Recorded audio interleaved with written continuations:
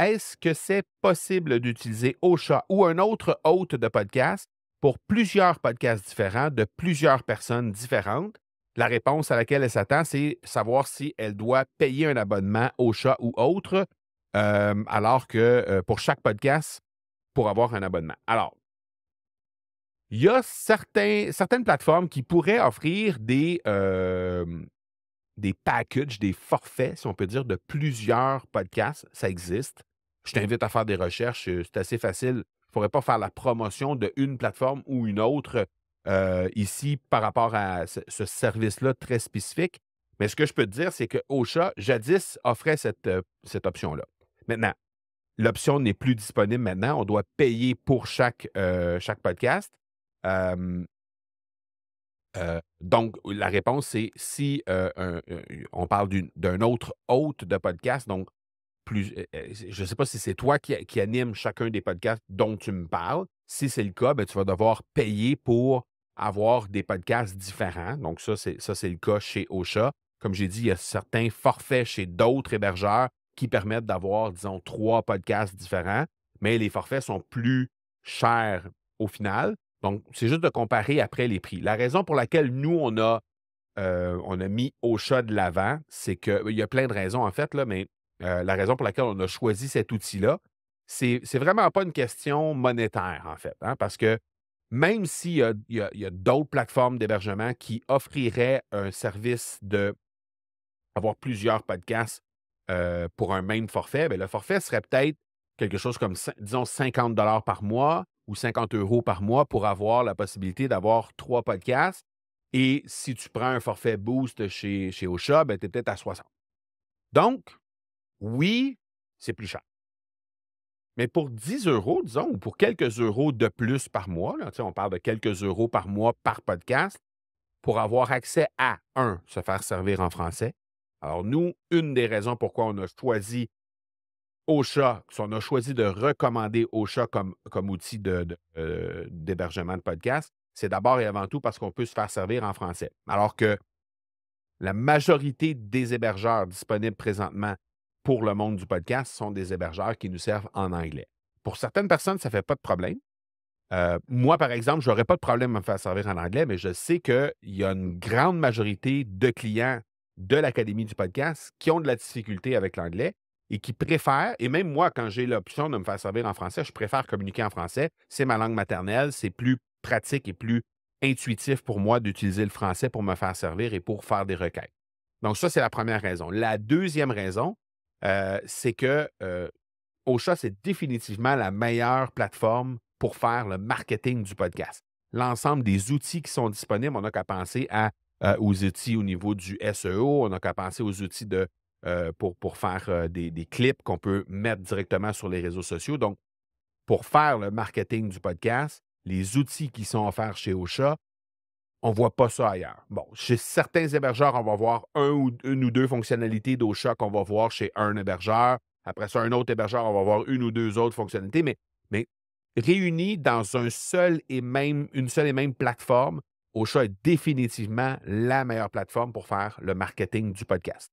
Donc, ça, c'est les deux grandes raisons pour lesquelles on a choisi de recommander Ocha.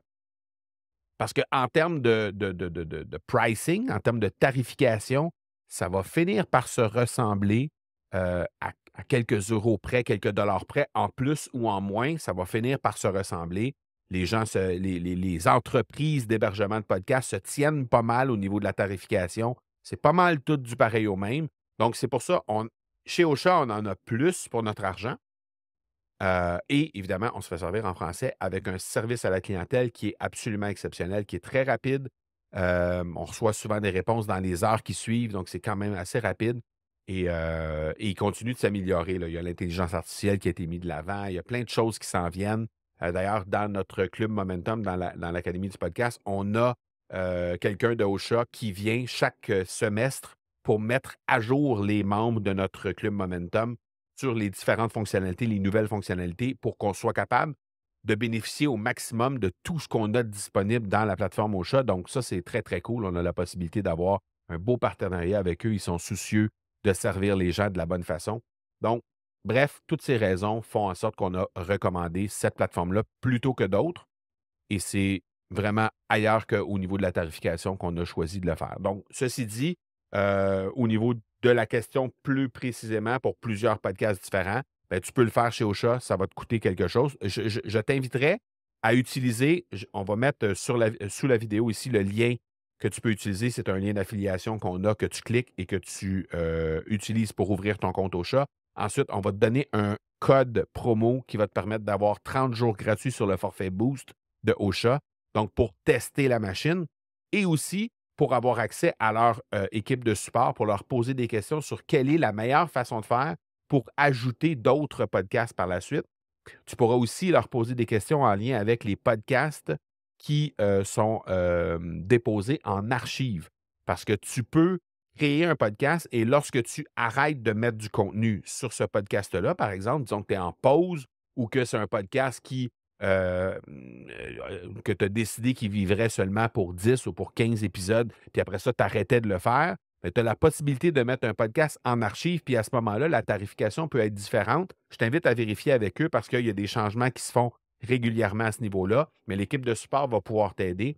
Alors, tu as juste à utiliser le lien qui est juste en dessous de la vidéo ici et le code promo. Comme ça, tu vas pouvoir avoir 30 jours d'essai gratuit dans la plateforme et ça va te permettre de pouvoir approfondir la question avec l'équipe de support qui, elle, risque d'avoir des réponses déjà plus précises que celles que je t'ai données en lien avec la tarification précisément.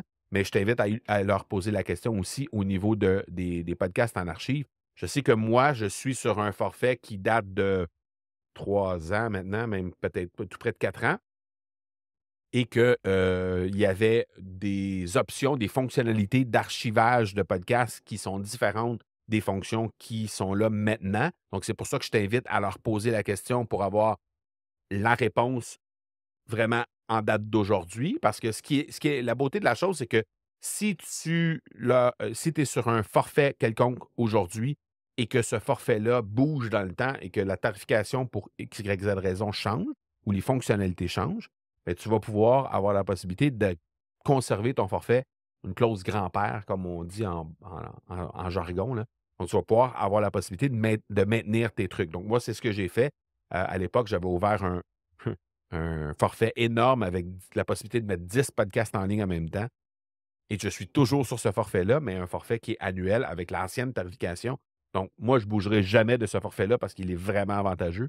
Mais c'est pour ça que je t'invite à communiquer avec eux pour qu'ils te communiquent le forfait en date d'aujourd'hui et que tu aies l'information la plus fraîche possible pour pouvoir ensuite prendre la meilleure décision possible en lien avec ça. Donc, clique sur le lien en dessous, profite du code promo.